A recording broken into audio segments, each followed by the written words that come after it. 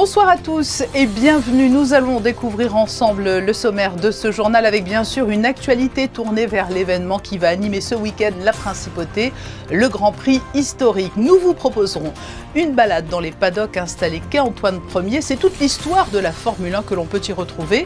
Et vous le verrez, parmi les passionnés, il y a des pilotes monégasques, à l'image de Nicolas Mathilde qui nous fera partager le bonheur qu'il ressent alors qu'il va s'élancer dans 2 courses ce week-end. L'histoire de la Formule 1 dont on peut aussi remonter le cours à la collection de voitures du Prince. Hier soir a été inaugurée une exposition de monoplaces de l'écurie emblématique Ferrari. Vous découvrirez les modèles qui y sont exposés et nous serons avec la directrice des lieux, Valérie Closier. Et des voitures historiques, il y en avait aussi hier soir dans le tunnel Riva, mais elles étaient en chocolat cette fois. Nous vous dévoilerons les plus belles créations de la première édition du chocolat chaud. Enfin, la chronique Ceux qui font Monaco nous emmènera chez l'un des commerces les plus anciens de Monaco. Nous nous rendrons chez Pierre. Débutons donc cette édition avec cet éclairage sur le Grand Prix historique 2024. Il remporte toujours un franc succès chez les passionnés d'automobile. Le top départ a été donné aujourd'hui avec les essais. 8 séries et classes respectives se sont élancées sur le circuit de Monaco. Vanessa Dessy, Alexandra Marangoni et Clélia Renaud se sont promenées dans les paddocks quelques heures avant le début de la grande compétition. C'est emballé de machines iconiques et de pilotes audacieux où chaque virage résonne de l'écho des exploits passés. Sur le fameux circuit monégasque, le Grand Prix historique célèbre les légendes du sport auto. En tant qu'amateur et passionné de l'histoire de l'automobile, notamment française, et on est très content d'être à Monaco parce que c'est un événement mondial et fantastique. Ouais, glamour en plus, donc c'est très chouette. Il fait revivre quasiment un siècle d'histoire à Monaco. En un week-end, on peut revivre quasiment un siècle d'histoire du Grand Prix de Monaco. Fidèle à l'épreuve, Jean-Jacques Bailly s'est engagé à nouveau en série B sur une Gordini, décorée par un peintre niçois et pilotée en 1947. Qui était associé à cette époque-là avec Simca pour les mécaniques. C'est lui qui faisait les châssis et c'est Simca qui fournissait les moteurs que M. Amédée Gordini optimisait. Elles ont passé de main en main depuis ces années-là, de tous les collectionneurs. Après, elles ont été restaurées complètement, bien sûr. Et les mécaniques sont très simples. Voilà.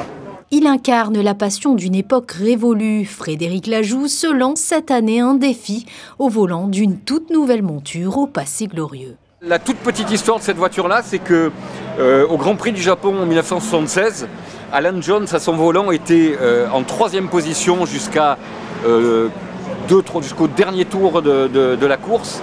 Et parce que James Hunt a réussi à le doubler et à lui piquer cette 3e place dans les derniers tours du Grand Prix, James Hunt est devenu champion du monde pour 1 point face à Niki Lauda. Cap sur un week-end de voitures de collection et d'histoire, la 14e édition du Grand Prix historique se terminera ce dimanche en Principauté. On vient de l'entendre avec Frédéric Lajous, il y a plusieurs passionnés originaires de Monaco engagés dans ce Grand Prix historique. Et c'est le cas de Nicolas Mathilde qui est avec nous ce soir. Bonsoir. Bonsoir. On vous connaît commerçant, ancien président de l'UQAM, mais vous êtes donc un passionné de belles et vieilles autos? Oui. Tout à fait. Eh bien, écoutez, je pense qu'on est né dans le chaudron de la Formule 1 et c'est une passion. Je pense que c'est comme quand on met le doigt dans le pot de miel, on ne peut jamais s'arrêter. Mais comment vous est-elle venue cette passion? Moi, je l'ai eu depuis tout petit. Vous savez, avec mes parents, on faisait le tour du circuit à une époque où on pouvait marcher à côté des rails. On a grandi avec ça chaque année. Et après, j'ai eu la chance de faire des cours de conduite. Et quand je suis devenu un peu plus vieux et que j'avais un petit peu plus de sous, eh ben, j'ai réussi à me payer mes premières voitures. Vous vous apprêtez à vivre de belles journées de course sur une monoplace, peut-être 2 monoplaces, hein? Alors j'en ai 2, j'en ai une dans la série D qui est une Matra 1971, celle de Jean-Pierre Beltcoise sur laquelle je suis assis actuellement. Et dans la série F, j'ai une March 1977 de Yann Schechter. Oui, donc un vrai passionné. Comment se prépare-t-on et comment avez-vous préparé votre véhicule? C'est beaucoup de travail en amont, surtout de la part de nos mécaniciens. qui, eux, on a traîné la voiture au Grand Prix de France historique, on l'a fait rouler, on a fait des tests, et évidemment, ces vieilles dames, il y a toujours beaucoup de travail. C'est beaucoup de travail pour arriver à mettre ces voitures en conditions course. Et comment peut-on se procurer ce type de véhicule? Il y a un marché spécifique? Il n'y a pas vraiment de marché, hein. Vous savez, c'est un peu des opportunités. Il y a à un moment donné des gens qui ont eu la même passion que moi, qui arrivent à un certain âge ou qui sont passés à autre chose, à d'autres véhicules, et ils vont les vendre. C'est un marché de niche, c'est du bouche à oreille, et c'est surtout ce qui est très important, c'est quand vous achetez une voiture, c'est avoir la filière pour la réparer et la filière pour l'entretenir. Sinon, la voiture, vous pouvez la mettre au musée, elle est bien, mais elle ne va pas rouler en course. Alors là, vous roulez à la maison, mais vous disputez également d'autres courses sur d'autres circuits? Avec les voitures historiques, on fait principalement le Grand Prix de France historique et Monaco. Ce n'est pas des voitures qu'on emmène un peu partout parce qu'elles sont très fragiles. Et c'est un tel privilège de pouvoir les faire rouler à Monaco. On veut qu'elles soient prêtes pour Monaco, et Monaco est le plus beau circuit du monde. Ce qui est beau, c'est de voir les étoiles dans les yeux des personnes, des visiteurs qui viennent voir vos véhicules. Ah oui, vous savez, il y a des gens, ils connaissent l'histoire par cœur de chacune des voitures dans lesquelles on roule. Ils vous disent qui est-ce qui a gagné avec cette voiture, ils vous disent quel temps ils ont fait, quels problèmes ils ont eu. Franchement, il y a des gens qui sont passionnés, et heureusement qu'il y en a encore beaucoup, parce que grâce à ça, vous avez ces magnifiques voitures à Monaco. Une dernière question, là je fais appel aux commerçants, à l'acteur économique. C'est une bénédiction pour le commerce local, 3 grands prix dans une même année. Il y a eu l'électrique, il y a l'historique, il y aura la Formule 1. Oui, c'est toujours... vous savez, Monaco, la notoriété de Monaco dépend de ces événements internationaux. Et quand vous avez la chance d'avoir un Grand Prix historique qui emmène une extrêmement belle clientèle, c'est toujours bien pour le commerce. Évidemment, certains commerces vont en pâtir. C'est sûr que l'hôtellerie et la restauration en profitent largement, mais tant mieux, et c'est pour l'Aura de Monaco, c'est fantastique. Merci Nicolas Mathil, et nous ne manquerons pas de suivre votre course sur Monaco Info, puisque toutes les épreuves du Grand Prix historique sont diffusées sur notre antenne. Merci à vous et à bientôt. Et à 2 pas du circuit, la collection de voitures du Prince accueille une exposition retraçant l'histoire et les victoires de Ferrari en Formule 1 à Monaco. Les fans de courses automobiles pourront y admirer 10 monoplaces d'hier et d'aujourd'hui. Le Prince Albert II était présent lors de l'inauguration et une surprise lui a même été réservée. Voici un avant-goût de ce qui vous attend à la collection avec ce reportage d'Alban Gingembre et Camille Caloni. Une histoire faite de réussite. Pour Ferrari, tout commence à Monaco. Le championnat a commencé en 1950 à Silverstone en Angleterre. Mais le circuit de Silverstone et les Anglais ne voulaient pas payer les primes que tous les pilotes, les écuries et les mécanos normalement recevaient pendant le championnat du monde. Alors Ferrari a décidé de ne pas participer à Silverstone, mais de commencer la première course de la Scuderia Ferrari ici à Monaco. Dès le début, l'écurie se place sur le podium avec Alberto Ascari. Sur les 3 monoplaces d'époque, une seule est restée dans son état initial, à l'exception de sa couleur qui était bien évidemment rouge en 1950. La première Ferrari construite, la numéro 1 des châssis, et d'ailleurs il y a un petit clin d'œil, si on veut, dans le volant de la Ferrari verte. Il y a à l'intérieur du cheval, ils ont enlevé la peinture noire, ils ont dessiné un petit cœur.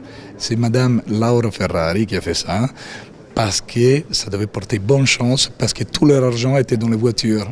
Le pari est réussi, Ferrari est aujourd'hui l'écurie ayant remporté le plus de grands prix, dont 9 à Monaco. Parmi les monoplaces emblématiques, celles conduites par Michael Schumacher, Niki Lauda, Sébastien Vettel, mais aussi la SF90 du monégasque Charles Leclerc, avec laquelle il remporte ses 2 premières victoires à Spa et Monza en 2019.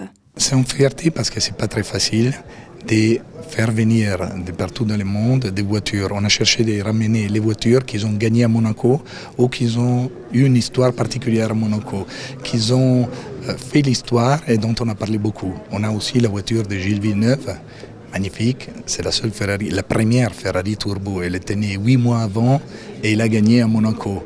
Et gagner avec une voiture turbo à Monaco sous la pluie, parce qu'il a plu, il y a eu beaucoup d'accidents pendant cette course, c'est incroyable. Et Gilles Villeneuve est resté dans le cœur de tous les pilotes et de tous les passionnés Ferrari. Et le prince souverain fait partie de ces passionnés. Il y a beaucoup de souvenirs d'anciens Grands Prix qui remontent à la surface. Mais voilà, c'est une collection tout à fait remarquable. De les voir ici, de voir même la Ferrari qui a gagné ici en 1950, c'est tout à fait émouvant. Et pour marquer le coup, le prince Albert II a eu la surprise de recevoir la certification de sa Ferrari, un symbole pour tout collectionneur de voitures. Et s'il y a une personne qui ne ménage pas ses efforts pour organiser de tels événements à Monaco, c'est bien la dynamique directrice de la collection de voitures de son Altesse Sérénissime le Prince de Monaco. Bonsoir Valérie Closier. Bonsoir Patricia. Nous venons de le voir dans ce reportage d'Alban Gingembre, de beaux bijoux ont trouvé un écrin magnifique à la collection de voitures de son Altesse Sérénissime le Prince. C'est ce rêve que vous aviez lors de la création de ce musée, ou en tout cas du déménagement de cette collection, de pouvoir la faire vivre, et ce à travers des événements majeurs comme celui-ci. Ah oui, exactement. Là, c'est vraiment un rêve, parce que d'accueillir ces Ferrari Formule 1 qui ont eu un rôle essentiel et qui ont marqué le Grand Prix de Monaco dans leurs différentes années, pour moi, c'était un rêve, et je pense que ça va être un rêve pour beaucoup de personnes. Ce n'est pas anodin d'accueillir de tels véhicules. Cela a demandé une sacrée logistique. Ah oui. Oui, ça a été sacré logistique. On m'a proposé ça. J'ai un ami qui m'a proposé de faire ça en fin d'année dernière. J'ai dit banco évidemment. Et puis on a eu l'usine Maranello, l'usine Ferrari, qui a adhéré directement et qui nous a prêté 4 de ces Ferrari mythiques. Et puis les collectionneurs qui sont toujours prêts à jouer le jeu pour emmener leur magnifique Formule 1 et monoplace ou autres voitures ici à la collection de voitures du Prince. Comment s'est passée l'installation ? Ouf. Alors, ça a été sportif. Parce que les voitures sont arrivées donc par la route, il a fallu les sortir des camions, les descendre par la rampe du parking. Elles sont arrivées ensuite dans la collection de voitures. Évidemment, ça a créé une beaucoup émulation de curiosité, et curiosité dans les rues, parce que tous les car spotters étaient là autour des voitures quand ils les ont vues arriver, parce que ce sont quand même les voitures mythiques, celles de Schumacher, de Gilles Villeneuve, de Vettel, Niki Lauda. Donc voilà. Et on a ensuite, avec ma super équipe que je remercie encore 1000 fois, parce qu'ils ont été exceptionnels, on a pu mettre cette exposition en place pour le vernissage. Vous avez mentionné ces noms mythiques. À travers ces baquets, c'est un petit peu l'histoire de la Formule 1 qui est retracée. Ah mais complètement, et surtout, en fait, on avait envie de raconter l'histoire qui est une histoire en fait d'amour-passion entre Ferrari et la Principauté de Monaco et le Grand Prix de Monaco. Et c'est cette ferveur pour Ferrari ici, c'est incroyable. Et donc avec ces 9 voitures, alors on en a 12 exactement, parce qu'il y a les 2, celle de Charles Leclerc que nous avons ici, celle de 2019. Nous avons aussi la Mansell, la 640 de 1989 du Prince. Et donc nous avons 10 autres Ferrari, donc les 9 qui ont gagné les Grands Prix de Monaco, et une qui est en fait la première Ferrari de 1950. C'est la seule et unique. Il y en avait 3 qui ont été créées. Les autres ont été modifiées, et celle-ci, c'est la première et la seule et unique qui reste dans son état d'origine de 1950, celle de Villoresi. Alors, elle n'a plus la couleur rouge, mais elle a une couleur verte. Mais c'est la première, toute première. Donc, c'est vraiment fabuleux d'avoir ces voitures ici. Oui, vous avez parlé de cette belle histoire d'amitié ou d'amour entre Ferrari et Monaco. Bien évidemment, Ferrari, c'est Maranello, mais il y a un lien particulier avec Monaco. Ah oui, complètement. Et puis l'enfant du pays, Charles Leclerc, qui roule pour Ferrari. Donc forcément, ça intensifie cette envie et cette ferveur pour Ferrari. Valérie Closier, comment expliquer cette fascination, alors au-delà des frontières de Monaco, qui entoure toujours l'écurie Ferrari? C'est une légende, c'est un mythe. Ils ont commencé ici à Monaco avec leur premier Grand Prix de Formule 1. Au championnat, c'est à Monaco en 1950. Et puis en fait, c'est la seule écurie qui a fait tous les Grands Prix de Formule 1 depuis le début, depuis la naissance du championnat de Formule 1. C'est la seule équipe qui a été là depuis le début et qui est encore ici en 2024. Vous vous attendez à des journées records de visiteurs autour des périodes de Grands Prix? Alors là, oui, aujourd'hui, on a eu énormément de visiteurs. Et puis, cette exposition va durer jusqu'au 31 août. Donc cet été, nous espérons beaucoup de visiteurs qui reviendront, peut-être même qui ont déjà vu la collection de voitures, mais qui reviendront justement pour cette exposition exceptionnelle. Oui, cela va certainement favoriser un record cet été en termes de fréquentation. Vous disposez de chiffres sur la fréquentation annuelle, car on le sait, hein, depuis son ouverture, ce site sur le port fait partie des attractions les plus prisées de Monaco. Ah oui, oui, par rapport à notre ancienne location, enfin, quand on était à Fontvieille, je crois qu'on a à peu près doublé. On a doublé en un an, on a doublé de nombre de visiteurs. Parce qu'on fait quand même jusqu'à 2500 personnes par jour en juillet et août, c'est extraordinaire. Et là, ces derniers temps, pendant les vacances, on était à 1500, 1800 personnes par jour. Cette exposition, vous l'avez dit, se refermera à la fin de l'été, mais on vous connaît bien, Valérie, vous ne manquez jamais d'idées. Vous avez déjà un autre projet un peu fou en tête? Alors, on a d'autres projets, oui. C'est en train d'être fait. Alors là, je me suis consacrée à Ferrari. Les autres sont dans ma tête. Il va falloir que je les propose au souverain, bien sûr, pour approbation. Mais en tout cas, je le remercie encore pour sa confiance et son soutien parce qu'il est toujours prêt à nous soutenir pour les sujets et les projets que nous lui proposons. Oui, et de notre côté, nous ne manquerons pas de suivre tout cela. Merci Valérie Closier d'avoir répondu Patricia. à notre invitation alors qu'a été inaugurée hier soir cette très belle exposition de Formule 1 Ferrari. Merci Patricia. Nous avions suivi il y a une semaine le lancement puis le travail des artistes participant à la première édition du Chocolat Chaud, cet événement qui lie le cacao, l'art et le Grand Prix historique. Les visiteurs ont découvert hier le résultat final avec les 7 sculptures de chocolat en compétition et celle qui a remporté le trophée de la meilleure réalisation. Théo Schumer et Thomas Deus étaient sur place. Ici, les voitures du Grand Prix historique ne roulent pas, mais elles se mangent et elles sont aussi en compétition. Le principe est simple. Jeudi dernier, 7 élèves du pavillon Bosio et de l'Académie des Beaux-Arts de San Remo ont reçu un cube en chocolat de 12 kg, à partir duquel ils ont dû réaliser la sculpture la plus représentative possible de l'une des vraies voitures du Grand Prix. C'est le chocolat, c'est l'art, c'est la créativité, c'est un moment de partage. Et autant que Monaco International Lab, l'association que je préside, on a décidé de prendre tout ensemble les artistes. On ne veut pas des artistes professionnels. Plutôt on l'invite les artistes professionnels. On veut les élèves parce que c'est un challenge pour eux, c'est un défi. Par tirage au sort, les artistes en herbe sont tombés sur un modèle de voiture à concevoir. Ensuite, c'est à l'imagination de prendre le relais. Estelle, vous êtes tombée sur la Bugatti 35B. Comment vous êtes débrouillée pour la concevoir ? Alors, on a mis le cube au four, on l'a laissé fondre, on a attendu qu'il reprenne une température un peu plus ambiante et on a fait une pâte.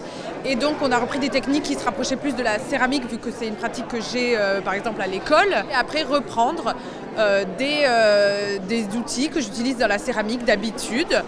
Et on a recommencé à lisser tout ça. Les parties qui étaient plus séparées, je les ai reliées avec des cure-dents. Pour les assembler. Et je suis quand même très satisfaite vis-à-vis de la photo et des références que j'avais à la base du résultat.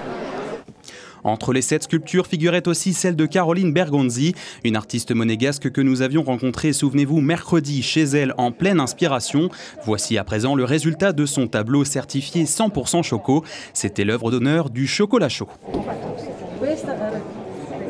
Une exposition qui a attiré de nombreux visiteurs, parmi lesquels son Altesse Sérénissime le Prince Albert II, accompagné de ses enfants, le Prince héréditaire Jacques et la Princesse Gabriella. Un moment gravé lui aussi dans le chocolat. La journée s'est terminée par la remise du trophée en chocolat designé par l'artiste Belinda Bussotti. Il a été décerné à Valentine Tracy, élève du pavillon Bosio, pour sa fidèle représentation de la mythique Maserati 250F. Mais pas question de la manger, sa sculpture et les autres ont été vendus aux enchères au profit de cette association partenaire, y compris le cube signé par la famille princière. Voilà pour ce large dossier consacré directement ou indirectement au Grand Prix historique, dont je vous rappelle que toutes les courses seront à suivre en direct sur l'antenne de Monaco Info tout au long du week-end. Parlons basket maintenant à travers l'initiative de Rémi Barry. Cet ancien basketteur international, passé notamment par la Roca Team, va lancer son application mobile. Elle s'appellera Basketball Talk et permettra de suivre un programme d'entraînement complet pour progresser et se perfectionner. Nous écoutons Rémi Barry. Alors, Basketball Talk est venu, en fait je coach des jeunes du basket, des jeunes espoirs du basket français. Et je me suis rendu compte un jour que je ne pouvais pas me multiplier. Et du coup, je ne pouvais pas équitablement partager mon savoir avec tous les jeunes. En rentrant chez moi un jour, ma femme m'a tout simplement dit « Pourquoi tu ne fais pas une application ?» Et c'est de là qu'est né Basketball Talk, cette application, vraiment pour pouvoir partager mon savoir avec le plus jeune possible et donner l'opportunité et ouvrir les portes du professionnalisme à plus de jeunes possible. Il y a 3 programmes d'entraînement, un programme de 3 semaines, un programme de 6 semaines et un programme de 6 semaines MVP. Ça veut dire avec un accompagnement professionnel et un suivi hebdomadaire. Alors ce programme MVP me tient à cœur parce que je vais y mettre de ma personne. Je rentrerai en contact une fois par semaine avec le joueur, le parent ou le coach qui aura choisi ce programme-là afin de pouvoir partager toutes mes connaissances, lui apporter un coaching personnalisé. Dans un futur proche d'ailleurs, je compte intégrer d'autres professionnels qui vont eux-mêmes proposer des programmes d'entraînement dans mon application. J'ai aussi lancé une chaîne de podcast avec tous mes amis professionnels. Dès qu'une équipe vient jouer à Monaco, je récupère un ami à moi pour faire une interview avec lui afin de partager et de rendre mon application la plus enrichissante possible. Des propos recueillis par Théo Schumer et Camille Caloni.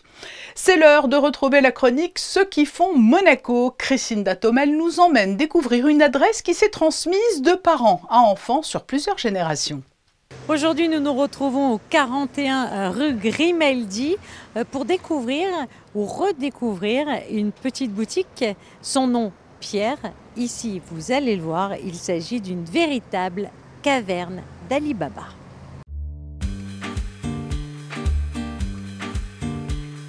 En fait, c'était le magasin d'antiquités de mon grand-père. Et mon arrière-grand-père était déjà antiquaire, il était un peu plus haut sur la rue Grimaldi. Et après, ça a été mes parents et moi, je l'ai repris il y a une douzaine d'années. Et en fait, les antiquités sont plus trop adaptées au mode de vie d'aujourd'hui. Et du coup, j'ai commencé à travailler avec des artisans dont j'apprécie le travail. C'est toujours des ateliers que je connais, dont je connais le travail, des artisans qui ont une très jolie qualité de travail et qui font donc très attention à leurs matières premières. Donc c'est des très très beaux objets. Quand on rentre chez vous, on a l'impression de se retrouver un petit peu dans la caverne d'Ali Baba. Qu'est-ce qu'on peut retrouver comme objet ? Alors tout le monde me le dit, donc d'abord c'est un joli compliment je trouve, parce qu'une caverne d'Ali Baba aujourd'hui, c'est rare. On peut trouver plein de choses. Le point commun, c'est la qualité. Donc après, moi, je peux vous parler de chaque univers, de chaque artisan qui travaille ici. Il y en a... Sur 12 ans, je travaille avec 400 ateliers. Donc il y a beaucoup de monde. Et je peux vous parler de chaque process de fabrication, puisque c'est ça qui m'intéresse. Quand je cherche des objets, je remplis pas mon magasin, j'ai pas besoin de le remplir. Je suis juste passionnée par les gens que je rencontre. Mes vitrines, je les varie en fonction... Enfin, j'essaye de présenter chaque fois un atelier. Donc là aujourd'hui c'est Susuzane. Susuzane c'est un atelier japonais. Les japonais sont importants pour moi parce que quand on a la démarche de chercher des gens de qualité, on tombe très souvent sur des japonais, ce qui n'est pas un problème, mais c'est vrai qu'il y en a de plus en plus ici. Susuzane c'est une famille qui est spécialisée dans le shibori. Le shibori c'est la technique de teinture, ce qu'on connaît aussi sous le nom de tie and dye. Et donc eux fabriquent et des vêtements et des luminaires. Qui sont issus de cette technique. Les 4 techniques de shibori, c'est soit des petites pointes comme ça, larges, soit des pointes émoussées, soit des pointes plus petites. Et la 4e, c'est le plissé qu'on connaît plus. Et du coup, ça fait soit des techniques de teinture. J'en ai une là, là c'est du Madara. Celle-là, c'est la dernière que je vous ai montrée. Soit ça fait des luminaires comme ça. Le lieu présente, vous l'aurez compris, le travail de plus de 400 artisans. Ici, ils travaillent tous dans le respect de la tradition et le respect de l'environnement. Chaque objet possède son histoire et pour la découvrir, il suffit tout simplement de vous rendre ici, chez Pierre. Ce sera aussi peut-être pour vous une petite caverne d'Ali Baba. Notez-le, la braderie de la Société Saint-Vincent-de-Paul se déroulera le jeudi 16 mai de 10h à 18h et le vendredi 17 mai de 9h à midi sur le parvis de l'église Saint-Charles. Créée en 1876, cette association vient en aide aux personnes démunies. Nous avons eu une très belle journée aujourd'hui avec un soleil rayonnant et une mer d'huile. Ces conditions vont-elles se prolonger demain samedi? Réponse avec vous, Alban Gingembre. Bonsoir Patricia, bonsoir à tous. Le soleil reste de la partie pour demain. Il fera bon en principauté, meilleur qu'hier avec une légère hausse des températures, entre 15 degrés le matin et 23 degrés l'après-midi. Grand ciel bleu donc pour bien profiter du week-end. Et en ce samedi 11 mai, pensez à souhaiter une bonne fête à toutes les Estelles. Ce journal s'achève, merci de l'avoir suivi et pour refermer cette édition, les clichés de Stéphane Dana pris à la collection de voitures du Prince de Monaco autour de cette exceptionnelle exposition Ferrari. N'oubliez pas, dès 8h10 demain, la retransmission des courses du Grand Prix historique sur Monaco Info et ce tout au long de la journée, sans oublier temps fort demain à 12h50 la parade en hommage à Ayrton Senna dont on célèbre cette année les 30 ans de la disparition. Quant à moi, je vous retrouverai avec grand plaisir demain à 19h pour un nouveau journal.